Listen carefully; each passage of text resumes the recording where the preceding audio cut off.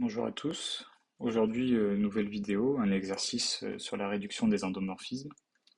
Donc on va tout de suite y plonger dedans. Je vais tirer d'OXENS de Cassini. Alors, soit E, un espace vectoriel de dimension finie. Première question, montrer que la restriction d'un endomorphisme diagonalisable à un sous-espace stable est diagonalisable. Donc on prend un endomorphisme diagonalisable et on peut, sans perte de généralité, supposer que F est un sous-espace stable strict de E qui est stable par F. Donc strict, c'est juste que F est différent de 0, différent de E. Et il faut montrer que la restriction de petit f à grand F est diagonalisable. Donc on a un résultat, c'est que le polynôme caractéristique de la restriction de f à grand F divise le polynôme caractéristique de f. Donc déjà premièrement, ce qu'on a, c'est que la restriction de f à grand F, c'est un endomorphisme, simplement parce que f, c'est un endomorphisme et que petit f, enfin que grand F est stable par petit f. Donc ça, c'est immédiat.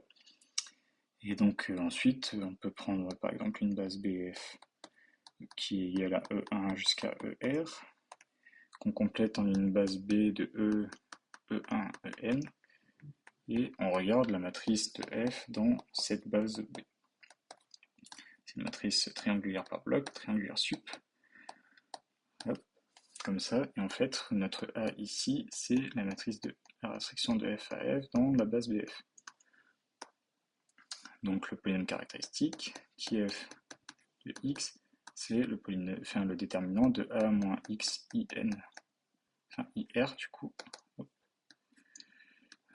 Ici on a toujours la matrice B par bloc, et là c'est C moins X IN moins R, parce que du coup en fait notre espace E est de dimension N, de dimension infinie. Donc ici ça nous fait le déterminant de A moins X IR fois le déterminant de C moins X IN moins R. Sauf que ça, on remarque que le premier terme, en fait, c'est le polynôme caractéristique de la restriction de f à grand F. Et donc, on a bien que le polynôme caractéristique de f est divisible par le polynôme caractéristique de la restriction de f à grand F. Ok, donc dans notre exercice, or, qui f, il est scindé à racine simple parce que f est diagonalisable. Et comme le polynôme caractéristique de la restriction de f à grand F divise le polynôme caractéristique de f, ça implique forcément que le polynôme caractéristique de la restriction de f à grand F est scindé aussi à racine simple.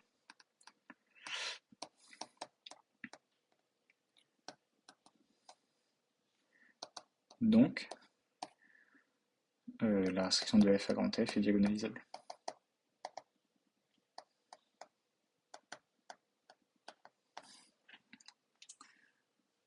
Voilà. Donc 2. À noter qu'on aurait pu aussi raisonner avec les polynômes annulateurs. Donc question 2. Soit inclus dans les endomorphismes de E, formés d'endomorphismes diagonalisables commutant 2 à 2, montrer que les éléments de A admettent une base commune de diagonalisation. Okay. Donc, on va raisonner par récurrence. Donc, si n égale 1, on a bien une base de diagonalisation commune, donc c'est immédiat. C'est trivial. Supposons la propriété vraie au rang n-1 et montrons qu'elle est vraie au rang n.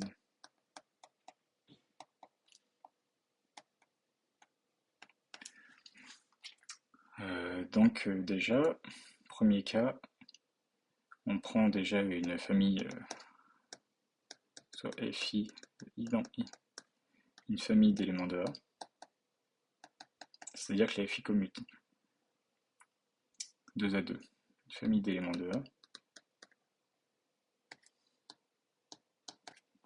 Donc le premier cas, c'est si les FI sont des homothéties,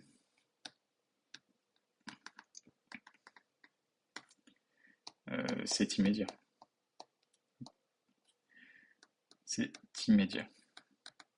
Parce qu'en fait, chaque f diffère juste d'une constante, et donc on a bien une base de diagonalisation, car chaque fi est diagonalisable. Donc supposons qu'il existe I0 tel que la matrice, enfin l'endomorphisme f de I0 ne soit pas une homothétie. Donc on considère les sous-espaces propres E de lambda 1, E de lambda R, et donc alors, bien sûr, R est supérieur ou égal à 2.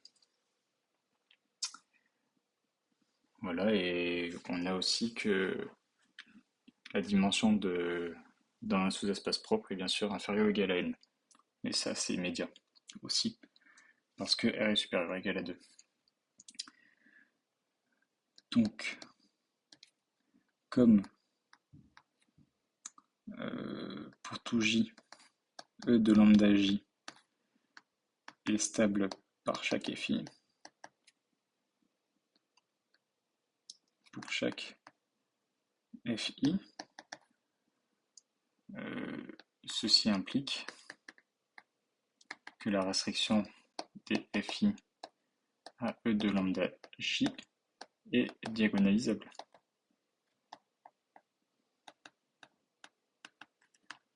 Donc, par hypothèse de récurrence,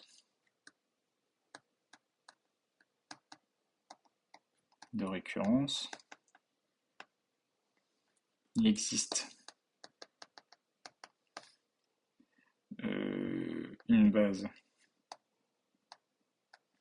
BJ de E de lambda J qui soit une base de diagonalisation commune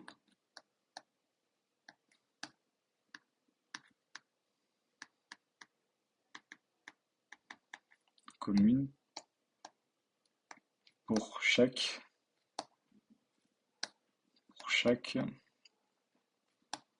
FI restreint à E de lambda J. Et donc, ça immédiatement, donc B qui est B1 jusqu'à BR est une base commune de diagonalisation